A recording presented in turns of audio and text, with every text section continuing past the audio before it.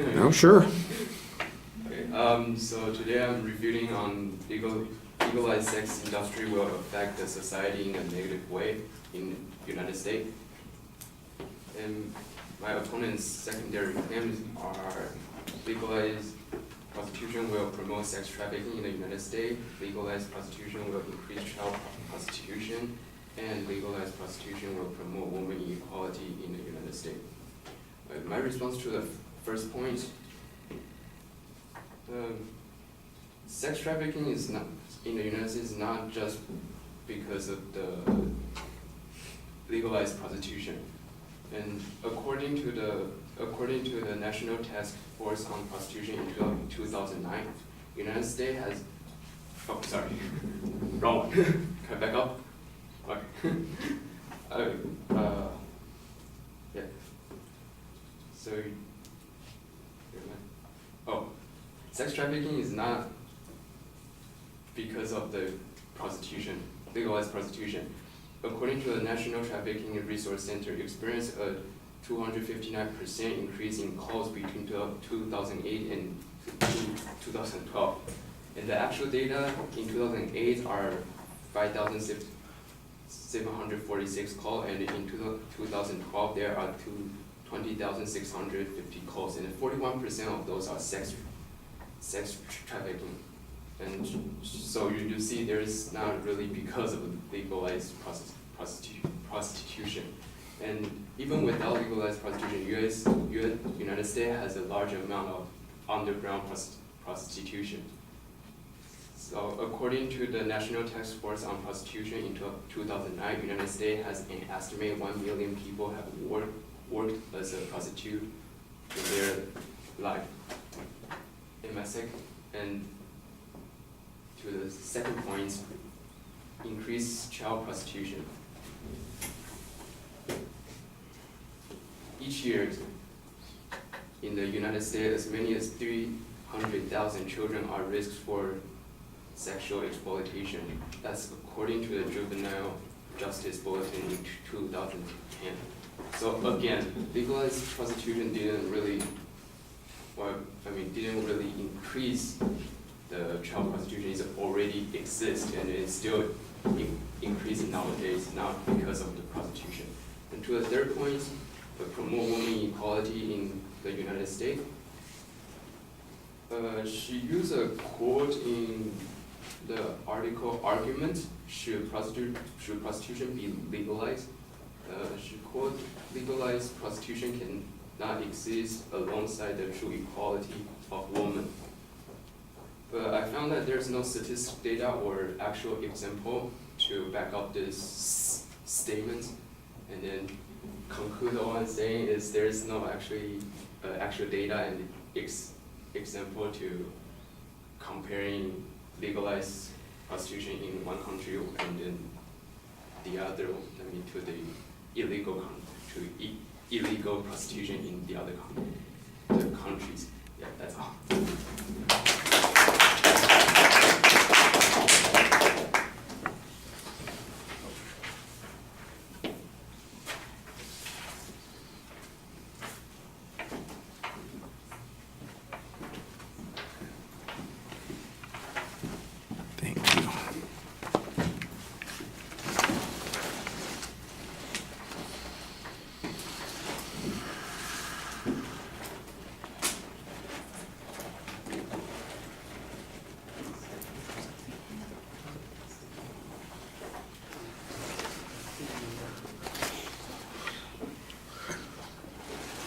All right, Frank, your argument on the first 2 points is basically a uniqueness argument. We're going to be talking about policy claims when we get to... No, there's nothing wrong with that. That's a good thing. Okay. We're going to be talking about policy claims in just another week or so, getting ready for the last project for the class. And one of the arguments is that, these are disadvantage arguments. In other words, this is basically the advocate is presenting 3 disadvantages to legalizing prostitution. These would be 3 bad things that would happen if we legalize prostitution. And your answer to the first 2 is basically an argument that says that's not unique. It doesn't occur because the legalization of prostitution, it already exists. and you document that it's pretty substantial. So the question then becomes, how much worse is it going to be than having, an increase from 5,700 cases to 20,000 cases each year where people are calling and asking for assistance in sex trafficking situations? How much worse can it be if we legalize prostitution if we've already got 1 million people who've already worked as prostitutes in the United States? Is there any reason to believe that that number is going to be higher as a consequence? That's the argument that you're making, is that, that you're not advocating legalization. You're saying that doesn't mean that there's going to be an increase in these sorts of things. I think the argument ultimately would be there's got to be a threshold to how many people are going to get involved in this, and the advocate in this situation needs to show that that threshold is low enough that you could have an increase, and you're just saying, no, it's not that low because we have so many people involved in that. That's the right argument to be making on those points, I think. The third argument is basically a value claim that the advocate is making that says that there's something that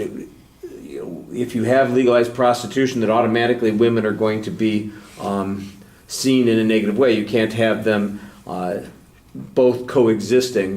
They are mutually exclusive from one another. And I think you could argue, you do say there's no proof on that, there's no statistic or anything. I don't know how you would measure that kind of thing. You'd have to think about a way to measure that.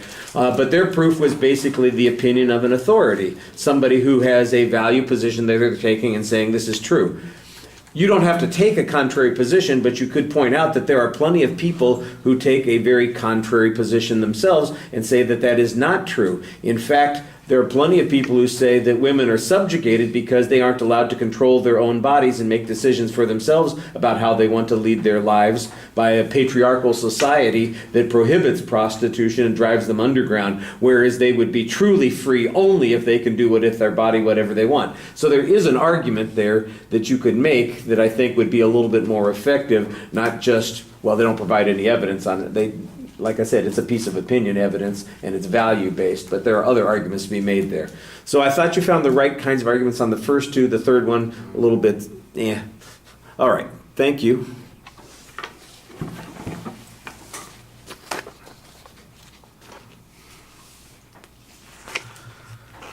Judd.